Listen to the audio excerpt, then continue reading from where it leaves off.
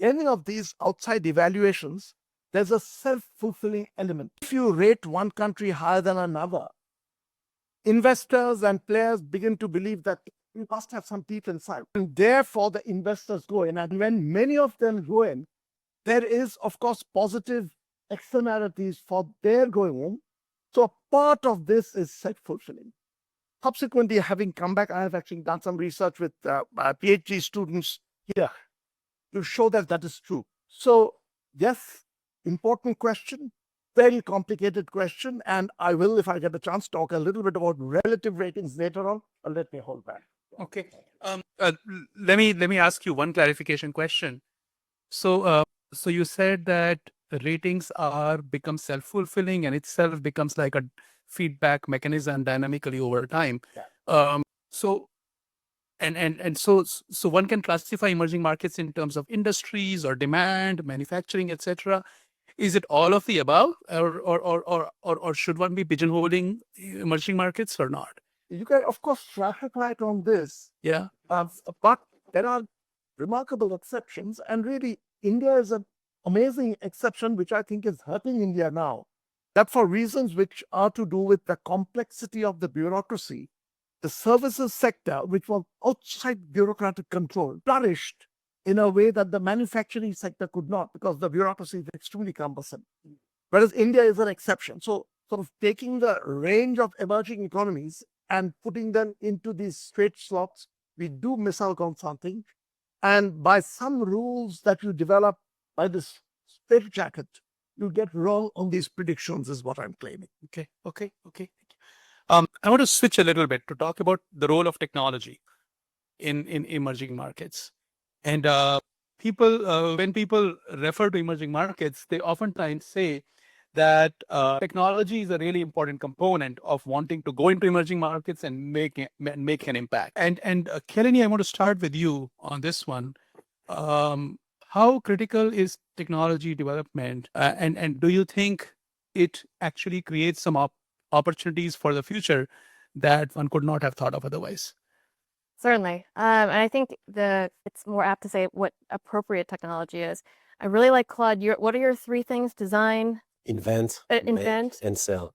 Invent, make, sell. So that really resonated with me. For us as a company, it's really important for us to improve access to care. That's what we go to the market. We say we're going to improve access to care, and especially for the 6 billion people who live in emerging markets, right? So in order to do that, we need to look at our technology and services stack. Is it appropriate for emerging markets? A tangible example of this is, I don't know how many people know how MRI machines work, but I see one. But you need a lot of helium around the magnet, and they have these chimney things that come out that if there's an emergency, there's a big red button they press, and all the helium goes out, and it costs $200,000 every time that happens, right? So it's an element that's expensive to manage. It's almost impossible to get in some emerging markets. And let's say all of Africa has only a handful of MRIs, and we have that probably within a 2-mile radius of here, right?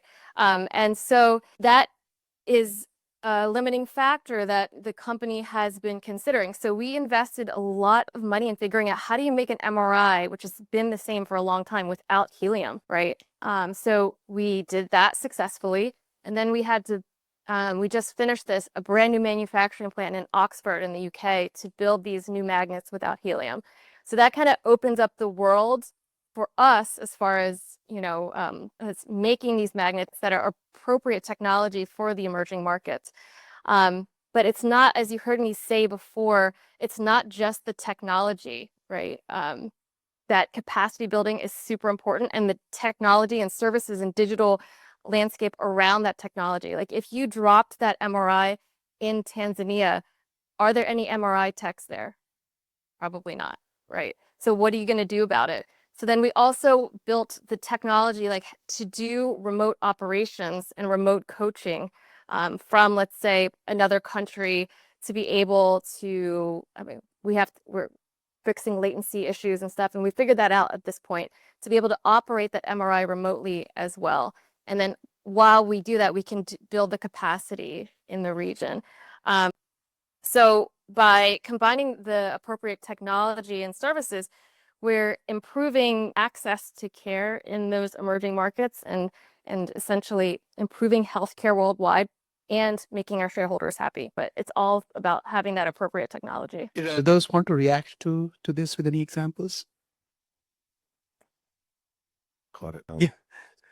So, just one thought on this again, coming from the lens of New York City, and just thinking about the fact that the city has the size of an economy as yet you have tiny countries around the world that have smart city technology that we are light years behind. And then in the other direction, how can we take the technology that we lead with and how do we bring that technology to that country? So as an example, just having gone and interacted with the Middle East on a regular basis, you go to the Emirates and you take out a phone, you can do anything with your government in the Emirates on your phone. In New York, that you dial it down about 90%. Yet we have a police department that is probably on the same level as many national government police departments and in many ways military forces. And the technology that we have here is just so far beyond anything that any country has. I would say in many cases 80% of most countries, whether it's our cyber command center at one police plaza. So the idea is, how do we take what others are doing well and bring it here, but also how do we take what we're doing really well and bring it elsewhere? And Ukraine as another example, what they're doing with dual use technology today is in many cases light years ahead of what the United States is doing, which is also one of the reasons why we're learning so much from, unfortunately, the wars that are happening around the world, because so much is happening within such a short period of time that as a country, but also as a city, we learn from, whether it's cyber, whether it's the dual use technology. And that's moving us very quickly forward in the same way that AI is moving the world forward very quickly. Unfortunately, many of these wars are moving us forward in not necessarily the places that we want to move forward in, but the technology that is growing from these unfortunate situations are being brought to the United States. And then in many cases, much of what we do here in New York City is exported out to places that would normally never be able to see that sort of technology. So to be able to see that happening through this little city of ours is just a very, very unique space. It's these are two different aspects of technology. Like Kalani was talking about robustness of technology to the environment that it's in, and that's what Claude was also describing earlier, like design for where you are. And what you're describing is that in many situations, an emerging country might be actually ahead in many ways. Like digital payments is a very good example where there are lots of countries that are now ahead of where we are in the US. I want to switch to the last section of this discussion, and I want to ask you to try to make some predictions. I'll ask a few questions, and this is open to anyone. So, strategic partnerships.